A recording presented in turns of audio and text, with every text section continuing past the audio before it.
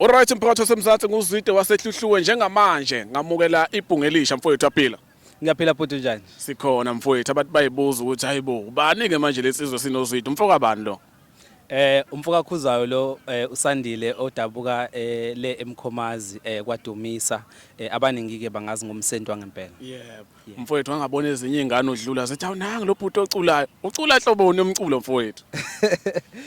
Bhuti ngisho nje ukuthi umculo enguculayo yilo othandwa kakhulu abantu abasha lo onyakazisayo. Yes. Kodwa ke indlela engithanda ngayo uMaskandi ngeke uzusho ukuthi ngicula lo mculo enguculayo. Abanye abantu bazibuza ukuthi hawu kanjani wena ekubeni ucula lo mculo kodwa manje hlezi udlala uMaskandi sefonini yakho kugcwele uMaskandi. Ngisho ngithi kunomehluko phakathi kwento ophiwe yona nento oyithandayo. Kulomculo enguculayo ngiphiwe kuona. Kodwa ngokothando ngithanda lo mculo wakhe uMaskandi. Umculo kaMaskandi. Yes. Ubani nje iqhawe othi lapha naye ngicheme nalo kuMaskandi ngamakhulu nje amabomu mfowethu. Bhuti ngingathini usungabona nje nawe. Usungabona nje nawe uthi kugeziwe bhuti. Emdletsheni la ikho.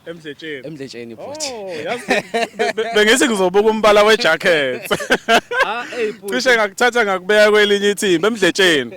Phansi ehluhluwe. Hawu kunjalo nje. Ukwela kithi ke mfowethu lapho ke kahle kahle uqonda ukuthi uhamba nomthandeni umfoka amanqele umshovu enkani kwaba nenkani indaba eyiphika beze njani?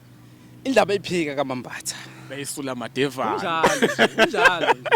Mfowethu ngomhla ka22 konakele ePeople's Park ingoma kaZoloko ungathini ukumema abantu kuzona zonke izindawo ukuthi baphume ngobuningi babo bezosupporta into yakithi kaZulu.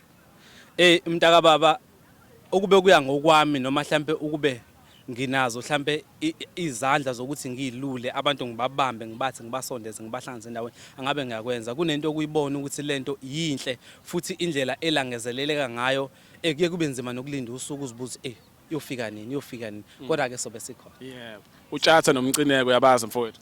Impela nje. Umcineko yamazi. Yebo. Yini oyithanda ngalo ababa uthi nje ayi lo baba lo uyangiphilela.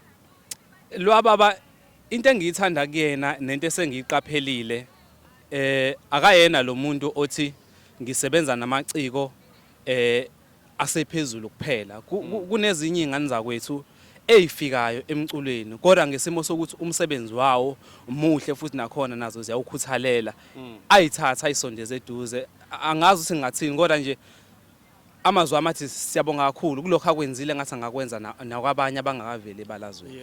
Yebo. Hayi mfowethu nguzwa kahle mina nguzwa kahle ngicela sigcizelele le ukumema bonke abantu ukuthi baphuthume beze eThekwini ePeople's Park ngomhla ka22 June awumema amajongo izintokazi insizwa zize ezoshela lapha kobe konakele mfowethu.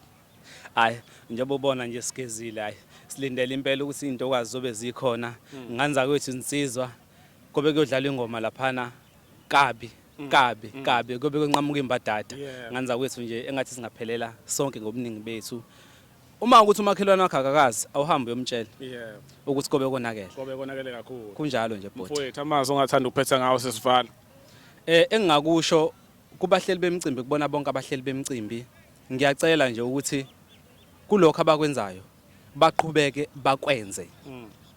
bakwenze engazi ukuthi futhi bangahambela nakwezinye izindawo kungabe ukuthi izinto ezifana nalezi zigcina nje eThekwini kuphela.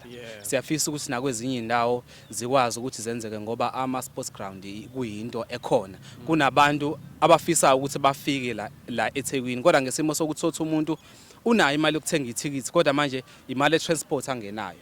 Mhlawumbe omunye angakwazi ukuthi hayi ngosuku olukuthi vele ngala ngasekhaya ziyawa izofika lento so ngiyafisa engazi ukuthi nje ingaba khona nakwezinye indawo.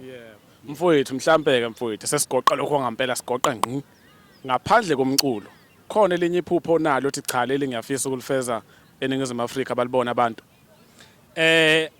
Yebo kunjalo bhuti abantu abaningi ke lokomculo into engiyenze ngamuva okunye bengade ngikwenza ngigxile khona iloko aka-acting ukubhala ama-movie ngishutha ama-movie abantu abaningi bangazela kwenye movie kuthiwa umthakathi osegcekeni sasebenzisana kuyona noSiyanda kaNcwane nje enginesifiso futhi ukuthi siqhubeke siyenze siyafisa ukuthi kubonakale esikwenzayo imizamo yethu iphumelele. Yes siyafisa nathi sivele koMzansi Magic ko SABC1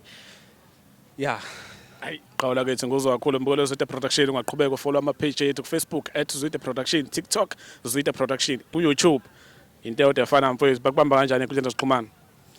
Uma uthe nje msento wangempela usuke uqedile ngithola kona wonke ama online ama social media umsento wangempela. Umsento wami ke abantu bake bahluleka ukuthi umuntu okathatha ngokuthi ngoba usandile umsenti yabo. Wami umsenti kuhlukile futhi unomlando ngoba noma ubhala uhlukile akona lo msenti lo no S. Mina nje uthi MCENT bese uthwa ngempela ungithola noma ikuphi. Hayi mfowethu sabonga kakhulu ngesikhathi sakho. Danke bhuti siyabonga kwiZwide Production bafethu niqhubeke nikwenze lokho nikwenzayo ngoba kunabantu abayibukayo lento enhle eniyenzayo umuntu akwazi ukulangazelela nangendlela mhlawumbe umuntu asuke ekhulume ngayo mhlawumbe ekhuluma ngomcimbi imibuzo enisuke niyibuza ngesikhathi kuphenduleka nothi mhlawumbe usuke kuphenduleka lo muntu enisuke nim-interview kuphela baningi abanye abantu abaphendulekayo niqhubeke njalo ngani zakwethu Mfowethu siyabonga. siyabonga bhuti siyabonga.